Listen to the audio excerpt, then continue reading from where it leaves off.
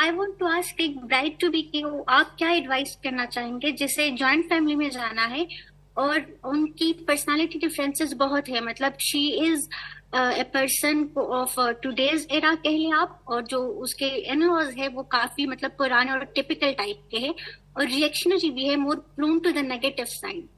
तो इस हवाले से उसको काफी इनसिक्योरिटीज है एंड मतलब उसको क्या आप एडवाइस करेंगे कि how should she go and have a start?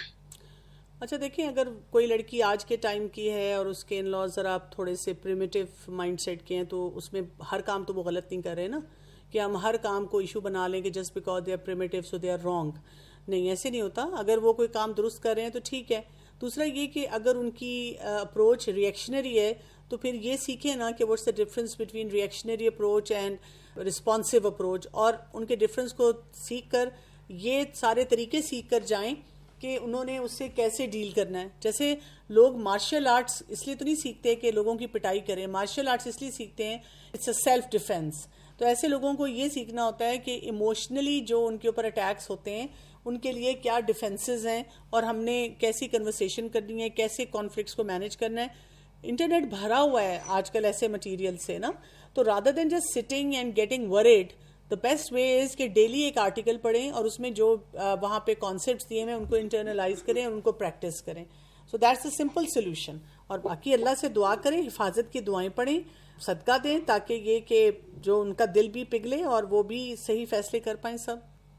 Doctor साहिबा, मेरा आपसे सवाल था, जिस तरह कुछ सेशन पहले मेरी आपसे बात हुई थी, मैंने आपको बताया था मेरे हस्बैंड जो थे वो होमोसेक्सुअलिटी में इन्वॉल्व थे।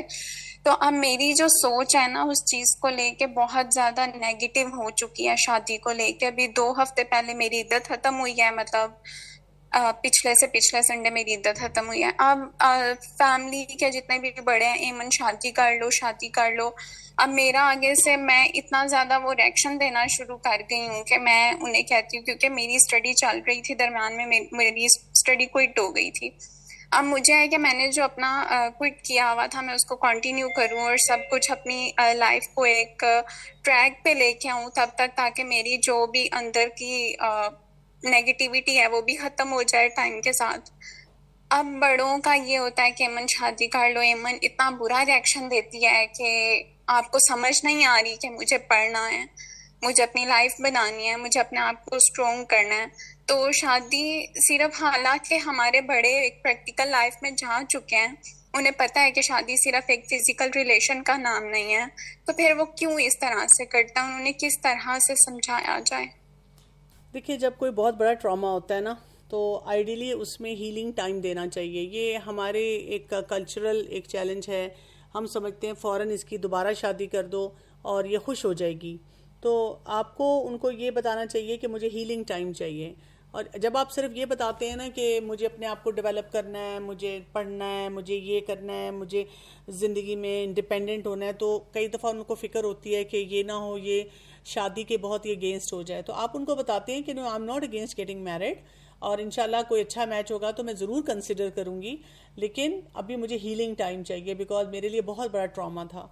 तो जब तक एक आपका वीपिंग वुंड है आपके लिए मुश्किल होगा, नंबर 1। नंबर 2, अगर आपके अंदर बहुत नेगेटिविटी आई है और बहुत ज़्यादा आप ट्रॉमेटाइज हुई हैं, तो डेफिनेटली या तो आप खुद से पढ़ें कि ऐसे ट्रॉमे में से निकल के इंसान अपने आप को कैसे हील करता है, या किसी एक्सपर्ट के पास जाएं, या ये है कि कोई शॉर्ट कोर्सेज ऑनलाइन होते हैं वो कर लें, और अपने घर वालों को रीअश्योर करें कि भाई कोई अगर अच्छा मैच होगा आप मुझे बताएं तो मैं ज़रूर उसको कंसिडर करूँगी, लेकिन may be after a year और 2, ताकि ये कि मैं अपने आप को सेटल कर लूँ। और ज़ाहिर है अगर आप उससे पहले सेटल्ड हो गई तो आप खुद उनको कह सकती हैं कि आई फील बेटर। तो हमारे लोगों को लगता है कि शादी करना मतलब खुशियाँ किसी को देना है ना, तो वो शादी का लड्डू खिला दो वो खुश हो जाएगा, जबकि ऐसे नहीं होता। शादी का लड्डू इस तरह खाने से सिर्फ शुगर ही होती है, ब्लड प्रेशर ही होता है, बीमारियां ही आती हैं। तो उसको हीलिंग के साथ जब आप वो खाएंगे लड्डू तो वो मज़ेदार होगा इंशाल्लाह। अस्सलाम वालेकुम जी, मुझे 2 बातें करनी थी। एक तो पॉजिटिविटी का एक बताना था किस्सा जो मैंने जो अभी इन्होंने बताया डॉक्टर ने, कि अगर लाइफ में कुछ ट्रॉमा होता है जिससे हमें सीखना पड़ता है क्या हो। तो आजकल जैसे कि कैंसर बहुत आम है और सबको बहुत डर लगा रहता है, इस तरह मुझे भी हमेशा बहुत डर लगा रहता था। किसी को बायोप्सी हो रही है तो खौफ लगा रहता था। फिर सडनली 1 साल पहले मुझे भी पता चला कि मेरा भी थायराइड कैंसर आया। تو مجھے بھی بہت ڈر لگتا تھا، گھبرائی میں، پریشان ہوئی، لیکن پھر اللہ پہ پازیٹیوٹی، دعا پڑھنا، نماز کرنا، یہ سب کرتی رہی، اور الحمدللہ سب کلیئر ہو گیا. آگے ٹیسٹ وغیرہ ہوتے رہیں گے، اللہ سے امید ہے کہ انشاءاللہ سب صحیح رہے گا. لیکن میں دیکھتی ہوں کہ ایک چیز جو میں نے لرن کری وہ یہ کری کہ انسان پھر دیکھتا ہے، سیکھتا ہے کہ اللہ اگر کوئی تکلیف دیتا ہے تو اللہ پھر صبر بھی دیتا ہے. ورنہ جب تک میں دوسروں کا دیکھتی تھی تو مجھے ایسا لگتا تھا پتہ نہیں اس کو کیسے ہوتا ہوگا، اس کو کیسے صبر ہوتا ہوگا، وہ کیسے اس کے دن گزر رہے ہوں گے. لیکن میں نے ایک چیز سیکھی جو اللہ بولتا ہے نا کہ اگر میں تکلیف دیتا ہوں تو پھر صبر بھی دیتا ہوں. تو یہ چیز میں نے بہت اچھے سے سیکھی کہ واقعی میں اللہ اگر تکلیف دیتا ہے تو صبر بھی دیتا ہے. اور اگر کسی کو اللہ نے کوئی تکلیف دی ہے تو ہمیں بیٹھ کے اس کی چیزوں پہ، اس کے دکھ کو بیٹھ کے سوچنا نہیں چاہیے، کیونکہ وہ اللہ کی مصلحتیں اللہ ہی جانتا ہے. اور دوسرا مجھے یہ کوشچن پوچھنا تھا کہ میری شادی کو ماشاءاللہ سے 13 سال ہو گئے اور میں ہمیشہ سے ہی سیپریٹ رہی تھی، لیکن سڈنلی میرے سسر کی پھر ڈیتھ ہو گئی. میری ساس آئی میرے پاس، آنا جانا کرا، لیکن کووڈ کی وجہ سے وہ 4 سال میرے پاس ہی رہی تھی. اس کی وجہ سے میرے اور میرے ہسبینڈ میں بہت لڑائیاں ہوئی. تھوڑا تھوڑا آنا جانا بھی کرتی تھی لیکن زیادہ تر میرے پاس رہتی تھی. یہاں تک کہ اب انہوں نے، میری ساس نے میرے شوہر کے ساتھ، اب واپس سے وہ چلی گئی تو ماشاءاللہ سے واپس سے بہت اچھی انڈرسٹینڈنگ ہو گئی ہے، بہت سب کچھ ہو گیا اچھا. انہوں نے یہ تک بول دیا کہ ہاں امی تمہاری شکایتیں کرتی تھی اور آدمی کا ایک ایگو ہوتا ہے، اچھا نہیں لگتا یہ وہ. اب میری ساس آ رہی ہیں واپس، اب مجھے اتنا ڈر لگ رہا ہے کہ میں کیسے ان کو ڈیل کروں گی، کیونکہ وہ میرے ساتھ بہت اچھی ہوتی ہیں، میں نہیں پکڑ سکتی ان کو. لیکن میں نے خود اپنے کانوں سے سنا، وہ بیٹھ کے ایک دن اپنی بیٹی اور بیٹے کو ملا کر پورا کانفرنس بنا کے میری برائیاں کر رہی تھی. اور وہ بھی ایسی نہیں کہ میں نے ان کے ساتھ کیا کیا، یہ کہ میں اپنے ہسبینڈ کے ساتھ کیسی ہوں، میں اپنے بچوں کے ساتھ کیسی ہوں. اور میری ساس کے آنے کے بعد میرے سسرال میں میری اتنی عزت تھی، سب مجھ سے اب خفا ہو گئے، سب مجھے برا بولتے، میرا شوہر مجھے برا بولتا. اب آ رہی میری ساس واپس 6 مہینے کے، اور مجھے اتنا ڈر لگ رہا ہے کہ اب میں کیا کروں گی، ان سے کیسے ڈیل کروں، اس پریشانیوں سے کیسے بچوں. تو مجھے یہ پلیز بتا دیں. اللہ تعالیٰ آپ کو شفا دے اور آپ کو صحت اور عافیت کے ساتھ رکھے. آپ نے بہت ہی امپورٹنٹ بات شیئر کی، کیونکہ وہی بات ہے کہ جب انسان پہ کوئی مشکل وقت آتا ہے نا تو اللہ تعالیٰ کہیں نہ کہیں سے سکون اور ڈھارس بھی آپ کو دیتے ہیں. تو دوسرا آپ نے مسئلہ بیان کیا، یہ بھی بہت سی لیڈیز کا مسئلہ ہے، اس میں کانفلکٹ آ جاتا ہے. اگر آپ کا اپنے ہسبینڈ سے ریلیشن شپ اچھا ہے تو آپ اپنے ہسبینڈ کو کہہ سکتی ہیں کہ اگر آپ کو کوئی بھی میرے ساتھ مشکل یا پریشانی پیش آئے تو آپ نا مجھ سے ڈسکس کریں، مجھ سے بات کریں الگ سے، اور مجھے کوشچن نہ کریں. یعنی جو بیہیویئرز آپ کو اپروپریٹ نہیں لگتے تو آپ ان پہ بات کریں.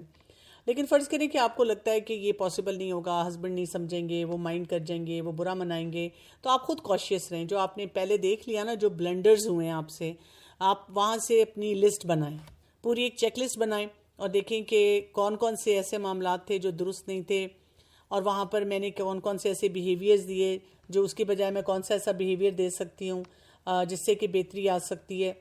جیسے میں بہت سی خواتین کو یہ کہتی ہوں کہ ہسبینڈ جب آفس بھی جائے نا تو ان کے ساتھ ان ٹچ رہا کریں، کوئی نہ کوئی ان کو میسج کرتی رہا کریں، میں کھانا بنا رہی ہوں، میں یہ کر رہی ہوں. اور جب ساس آ جائے نا تو پھر تو انفارمیشن کا وہ جو بریکنگ نیوز ہے نا وہ بڑھا دیں. ہر تھوڑی دیر بعد آپ کی ڈسپلے اسکرین پہ ایک بریکنگ نیوز آنی چاہیے، اب ہم یہ کریں، اب ہم یہ کریں، تاکہ جب بھی اگر کوئی آپ کے مدر ان لا کسی اور طریقے سے اس بات کو ان کو کنوے کرنے کی کوشش کریں تو he had heard the news اور that is not coming as a shock to him and he can handle it. دوسرا یہ کہ سچویشنلی دیکھیں کہ کہاں کہاں پہ جو مسئلے ہیں، اور کہیں پہ آپ انوسینٹ بھی بن سکتی ہیں، آپ کہہ سکتی ہیں کہ اچھا ایسی کوئی بات نہیں. ہر چیز کو دل سے نہ لگائیں. آپ سوچیں کہ شاید ان کا نیچر ہے، کوئی انسیکیورٹی ہے، کوئی ایسا مسئلہ ہے، وہاں پہ بھی ایک پازیٹیو اپروچ کے ساتھ جائیں. تو میں جب ان باتوں کو اپنے اوپر نروز پہ سوار نہیں کروں گی تو وہ مسئلے اتنے بڑے نہیں بنیں گے انشاءاللہ.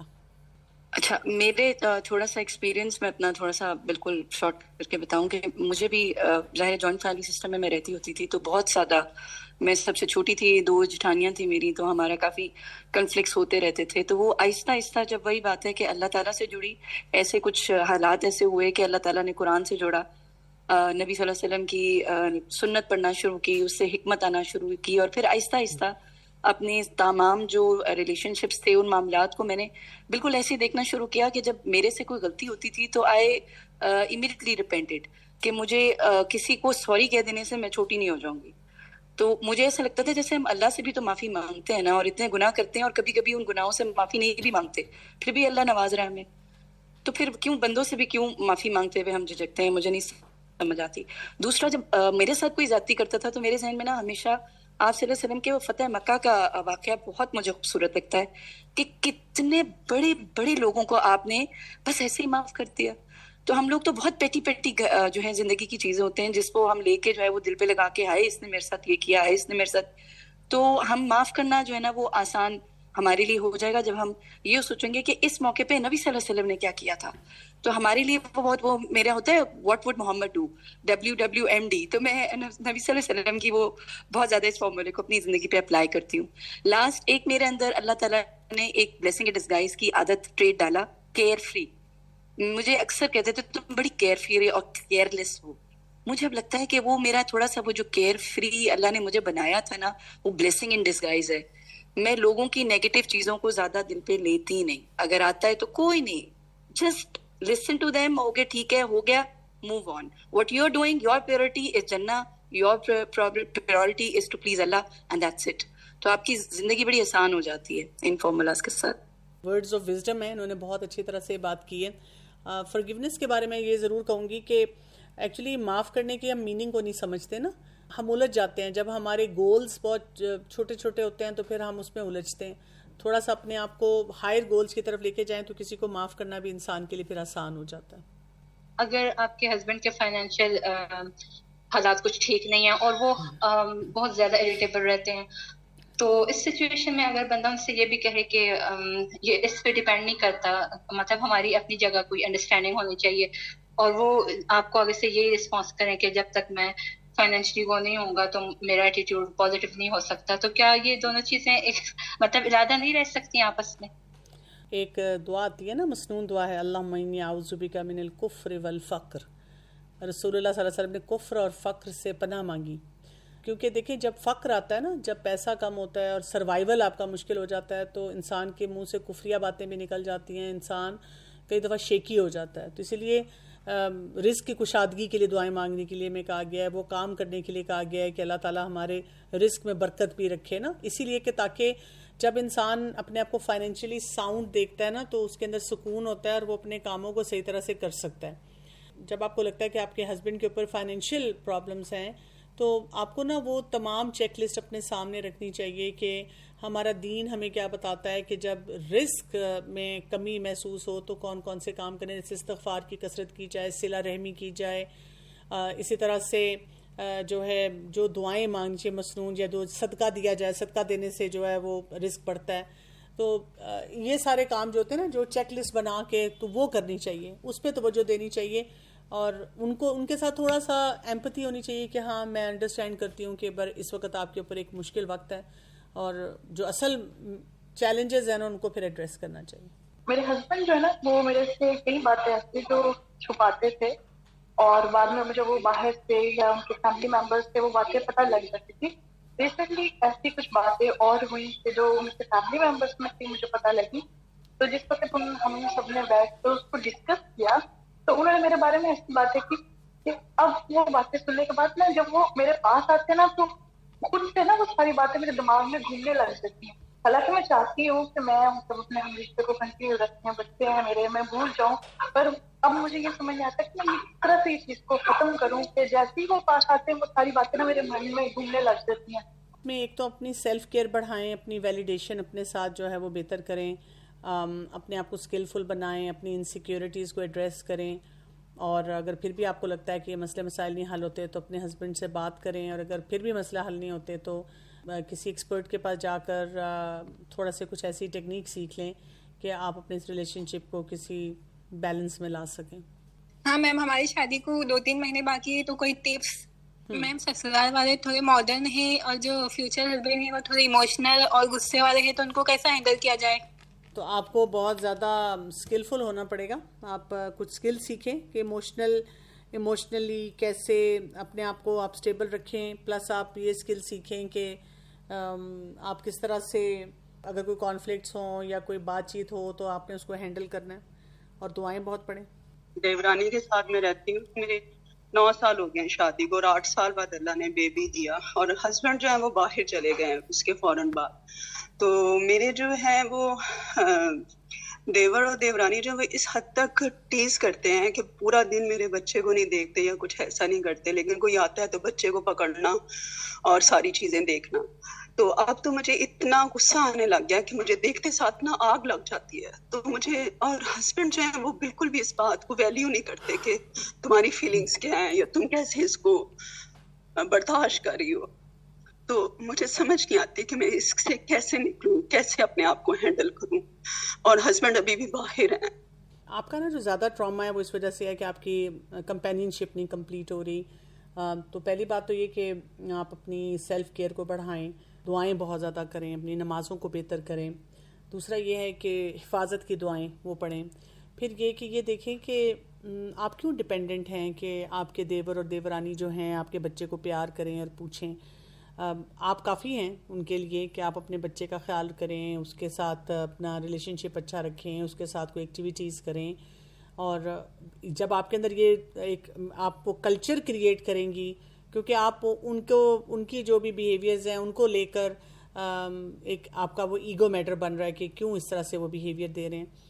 دیکھیں اگر وہ لوگوں کے سامنے کوئی اور بیہیویئر دے رہے ہیں، پیچھے سے کوئی اور بیہیویئر دے رہے ہیں، تو اللہ کو جواب دیں گے نا. تو اللہ تعالیٰ خود ان سے نمٹ لیں گے. آپ کو کیا ضرورت ہے کہ اس مسئلے کو بڑھائیں؟ آپ اپنے لیے جو آسانیاں اس سسٹم میں رہتے ہوئے رکھ سکتی ہیں اور کام کر سکتی ہیں، آپ اس پہ توجہ دیں. میرا یہ کوشچن ہے کہ جب آپ اپنے ارد گرد کے ماحول میں ایسی چیزیں دیکھتے ہیں کہ ہسبینڈ وائف کا ایک دوسرے سے ریلیشن شپ اچھا نہیں ہوتا، چھوٹی چھوٹی باتوں پہ لڑائیاں کرتے ہیں اور ایک دوسرے کو بلیم کرتے ہیں، جیسے آپ کی فیملی میں ہو، آپ کے پیرنٹس، آپ کے بہن بھائی، یا پھر اور بھی خاندان میں جیسے کچھ لوگوں کو آپ نے دیکھا ہو اپنے سامنے، تو پھر بہت مشکل ہوتا ہے کہ آپ ایک ایسے ریلیشن شپ میں جانا چاہو. اور یہ سب چیزیں دیکھ کے تو پھر ایسے ہی لگتا ہے کہ شادی کا پتہ نہیں کیا مقصد ہے، کہ لوگ تو ہر وقت لڑتے ہی رہتے ہیں. اور جب ان سے آپ یہ کنفرنٹ کرو کہ بھائی اس طرح، مطلب آپ اس طرح سے مت بیہیو کیا کریں ایک دوسرے کے ساتھ، اور لائک مجھے اچھا نہیں لگتا، یا پھر میرے مائنڈ میں بہت نیگیٹو چیزیں آتی ہیں شادی کو لے کے، تو پھر وہ یہ جسٹیفیکیشن دیتے ہیں کہ سارے میاں بیوی ایسے ہی لڑتے ہیں، سب لڑتے ہیں، تو یہ ایک نارمل چیز ہے. which I think is not normal. مطلب ہسبینڈ وائف کو ہر وقت نہیں تو ہر روز لڑنا، یا کسی بھی چھوٹی بات پہ ایک دوسرے کو بلیم کرنے لگ جانا، اپنے لائک گھر والوں کے سامنے یا پھر اپنے بچوں کے سامنے، اور کزنز ایک دوسرے کو جو میاں بیوی ہیں کزنز کے سامنے. تو یہ مجھے بہت ڈسٹربنگ لگتا ہے، اور میرے لیے بہت مشکل ہے کہ لائک میرے مائنڈ میں نا بہت نیگیٹو چیزیں ہیں شادی کو لے کے، کہ پتہ نہیں شاید سب ہسبینڈ وائف ایسے ہی کرتے ہیں، پتہ نہیں میں بھی شاید ایسے ہی کروں گی، یا میرا ہسبینڈ بھی میرے ساتھ ایسے ہی کرے گا. تو مجھے بہت مشکل لگتا ہے شادی کا ریلیشن شپ. آلدو میری ایج بھی ہے، سب کہتے ہیں کہ تمہیں اب شادی کر لینی چاہیے، لیکن بہت مشکل لگتا ہے کہ میں اپنے آپ کو ریڈی کروں، اور جب سوچتی ہوں تب بھی بہت نیگیٹو تھاٹس آتی ہیں. جی آپ بالکل درست کہہ رہی ہیں. میرج کا انسٹیٹیوشن اس وقت جس طرح سے چل رہا ہے تو بہت سی ینگ بچیاں نہیں شادی کرنا چاہتی، اور وہ جب دیکھتی ہیں ایک بیڈ ایگزامپلس وہ زیادہ پریشان ہوتی ہیں. پہلی بات تو یہ کہ پازیٹیو تھنکر کیا کرے گا؟ اگر وہ دیکھے گا کہ کسی کی شادی صحیح نہیں چل رہی تو وہ وہاں سے یہ نہیں سیکھے گا کہ اچھا ساری شادیاں ایسی ہوں گی. وہ یہ سوچے گا کہ اس میں ان کا کون سا سکل مسنگ ہے، کون سی چیز کو وہ صحیح ہینڈل نہیں کر پا رہے، اور میرے اندر وہ سکل موجود ہے کہ نہیں، تو میں اس کام کو درست کرنا سیکھوں، میں اس چیز کو سیکھ لوں کہ مجھے کس طرح سے اپنی زندگی کو بہتر بنانا ہے. کیونکہ جب میں نے صحیح بات سیکھی تو وہیں سے میری ایک جیسے کہہ سکتے ہیں نا رائٹ اپروچ آئے گی، اور چیزوں کو صحیح ہینڈل کرنا جو ہے وہ مجھے سمجھ آئے گا. دوسری بات یہ کہ کانفلکٹس تو دیکھیں نارمل حصہ ہے نا، ہم ماں باپ اور بچے ہوتے ہیں، ان میں بھی کانفلکٹ ہوتا ہے. صحابہ کرام کے بارے میں ہم پڑھتے ہیں کہ وہ بھی آپس میں ایک دوسرے سے اختلاف کرتے تھے، لیکن اس کانفلکٹ کے لیے جو کنورسیشن ہوتی ہے اور کمیونیکیشن ہوتی ہے کتنی ہیلدی ہے. اگر آپ کو کانفلکٹ مینجمنٹ آتی ہے اور آپ نے وہ اس کو سیکھا ہے تو زندگی آسان ہوتی ہے، پھر مشکل نہیں ہوتی، پھر آپ ایک دوسرے کو ذلیل نہیں کرتے. ہاں آپ اختلاف کر سکتے ہیں، اور آپ اس اختلاف کے ساتھ ایک ہیلدی باؤنڈری کے ساتھ اپنے اپنے کاموں کو بھی لے کر چل سکتے ہیں. تو یہ طریقہ جو ہے کیونکہ ہم سیکھتے نہیں ہیں، سکھایا نہیں جاتا، اسی وجہ سے پھر مسئلے مسائل جو ہیں وہ اور بڑھ جاتے ہیں.